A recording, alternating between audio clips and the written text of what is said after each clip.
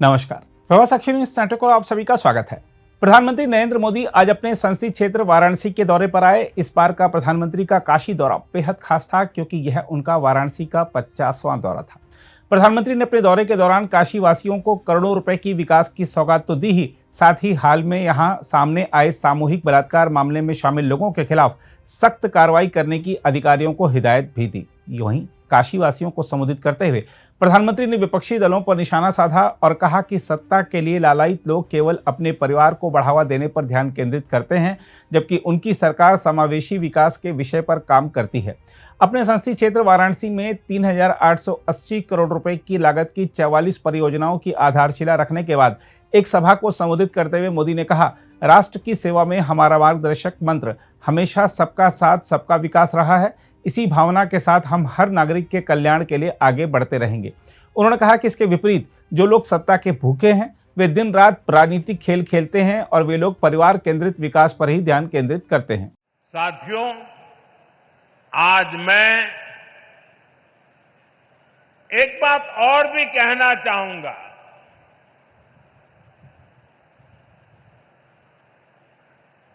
महात्मा फुले जी जैसे त्यागी तपस्वी महापुरुषों से प्रेरणा से ही देश सेवा का हमारा मंत्र रहा है, सबका साथ सबका विकास। हम देश के लिए उस विचार को लेकर के चलते हैं जिसका समर्पित भाव है सबका साथ सबका विकास। जो लोग सिर्फ और सिर्फ सत्ता हथियाने के लिए, सत्ता पाने के लिए दिन रात खेल खेलते रहते हैं, उनका सिद्धांत है परिवार का साथ परिवार का विकास। आज मैं सबका साथ सबका विकास के एक मंत्र को साकार करने की दिशा में पूर्वांचल के पशुपालक परिवारों को, विशेष रूप से हमारी मेहनतकश बहनों को विशेष बधाई देता हूं। इन बहनों ने बता दिया है, अगर भरोसा किया जाए तो वो भरोसा नया इतिहास रच देता है। ये बहनें अब पूरे पूर्वांचल के लिए नई मिसाल बन चुकी है। थोड़ी देर पहले उत्तर प्रदेश के बनास डेयरी प्लांट से जुड़े सभी पशुपालक साथियों को बोनस वितरित किया गया है। बनास और बोनस ये कोई उपहार नहीं है, ये आपकी तपस्या का पुरस्कार है। 100 करोड़ रुपए से ज्यादा का ये बोनस आपके पसीने का, आपके परिश्रम का तोहफा है। साथियों, आज काशी होकर जो भी जाता है वो यहां के इंफ्रास्ट्रक्चर की, यहां की सुविधाओं की बहुत प्रशंसा करता है। आज हर दिन लाखों लोग बनारस आते हैं, बाबा विश्वनाथ का दर्शन करते हैं, मां गंगा में स्नान करते हैं। हर यात्री कहता है बनारस बहुत बदल गया है। कल्पना कीजिए, अगर काशी की सड़कें, यहां की रेल और एयरपोर्ट की स्थिति 10 साल पहले जैसी रहती तो काशी की हालत कितनी खराब हो गई होती। पहले तो छोटे छोटे त्योहारों के दौरान भी जाम लग जाता था। जैसे किसी को चुनार से आना हो और शिवपुरी जाना हो, पहले उसको पूरा बनारस घूमकर जाम में फंसकर धूल धूप में तपकर जाना पड़ता था।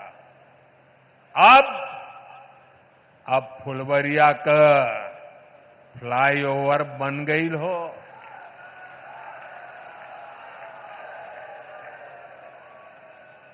अब रास्ता भी छोटा, समय भी बचत हो, जीवन भी राहत में हो। ऐसे ही जौनपुर और गाजीपुर के ग्रामीण क्षेत्रों के लोगों को आने जाने में और बलिया, मऊ, गाजीपुर जिलों के लोगों को एयरपोर्ट जाने के लिए वाराणसी शहर के भीतर से जाना होता था। घंटों लोग जाम में फंसे रहते थे। अब रिंग रोड से कुछ ही मिनट में लोग इस पार से उस पार पहुंच जाते हैं। साथियों, अभी कुछ देर पहले मुझे यहां कई बुजुर्ग साथियों को आयुष्मान वय वंदना कार्ड सौंपने का अवसर मिला। मैंने उन साथियों के चेहरे पर जो संतोष का भाव देखा, मेरे लिए वह इस योजना की सबसे बड़ी सफलता है। इलाज को लेकर घर के बुजुर्गों की जो चिंता रहती है, वो हम सब जानते हैं। 10-11 साल पहले इस क्षेत्र में, पूरे पूर्वांचल में इलाज को लेकर जो परेशानियां थी, वो भी हम सब जानते हैं। आज स्थितियां बिल्कुल अलग है। मेरी काशी अब आरोग्य की राजधानी भी बन रही है। दिल्ली, मुंबई के बड़े बड़े जो अस्पताल, ये बड़े बड़े अस्पताल अब आज आपके घर के पास आ गए हैं। यही तो विकास है, जहां सुविधाएं लोगों के पास आती है। साथियों, बीते 10 वर्षों में हमने सिर्फ अस्पतालों की गिनती नहीं बढ़ाई है, हमने मरीज की गरिमा भी बढ़ाई है। आयुष्मान भारत योजना मेरे गरीब भाई बहनों के लिए किसी वरदान से कम नहीं है। ये योजना सिर्फ इलाज नहीं देती, ये इलाज के साथ साथ विश्वास देती है। उत्तर प्रदेश के लाखों और वाराणसी के हजारों लोग इसका लाभ उठा चुके हैं। हर इलाज, हर ऑपरेशन, हर राहत जीवन की एक नई शुरुआत बन गई है।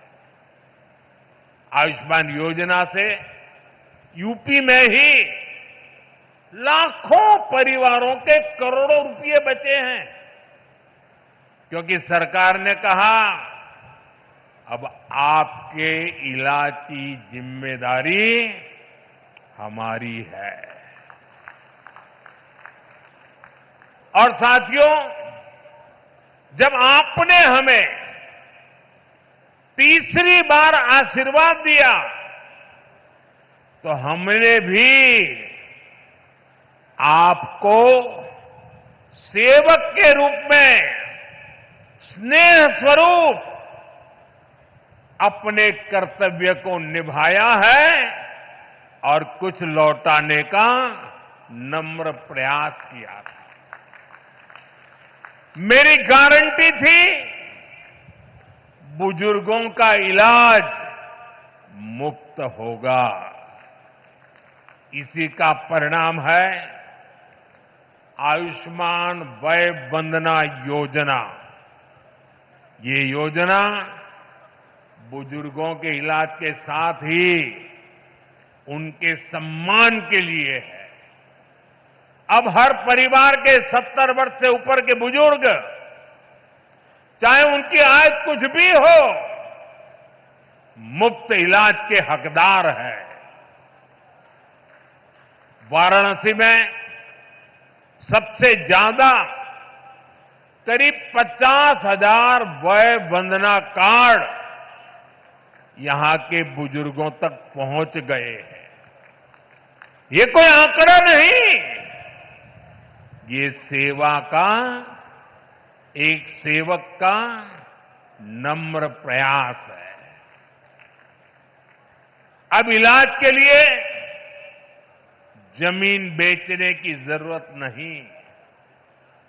अब इलाज के लिए कर्ज लेने की मजबूरी नहीं। अब इलाज के लिए दर दर भटकने की बेबसी नहीं। अपने इलाज के पैसा का चिंता मत करा। आयुष्मान कार्ड से आपके इलाज के पैसा अब सरकार दी। अब आपको बता दें कि वाराणसी के संभागीय आयुक्त कौशल राज शर्मा ने बताया है कि प्रधानमंत्री ने 3,880 करोड़ रुपए की लागत वाली जिन 44 परियोजनाओं का उद्घाटन और शिलान्यास किया है, उनमें ग्रामीण विकास पर केंद्रित योजनाएं शामिल हैं। इनमें 130 पेयजल परियोजनाएं, 100 नए आंगनवाड़ी केंद्र, 356 पुस्तकालय, पिंडरा में एक पॉलिटेक्निकल कॉलेज और एक सरकारी डिग्री कॉलेज का निर्माण शामिल है। उन्होंने कहा कि प्रधानमंत्री ने पुलिस लाइन में एक ट्रांजिट छात्रावास और रामनगर में पुलिस बैरक और 4 ग्रामीण सड़कों का भी उद्घाटन किया।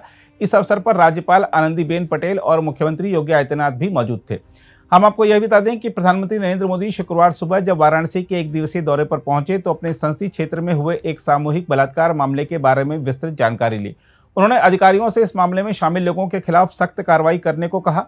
उत्तर प्रदेश सरकार के एक बयान में यह जानकारी दी गई है। इस बयान में कहा गया है कि वाराणसी में हवाई अड्डे पर विमान से उतरे प्रधानमंत्री को पुलिस आयुक्त, संभागीय आयुक्त और जिला मजिस्ट्रेट ने शहर में हाल ही में हुई बलात्कार की घटना के बारे में जानकारी दी। बयान के अनुसार उन्होंने उन्हें दोषियों के खिलाफ सख्त से सख्त कार्रवाई करने और भविष्य में ऐसी घटनाओं को रोकने के लिए उचित कदम उठाने का निर्देश दिया।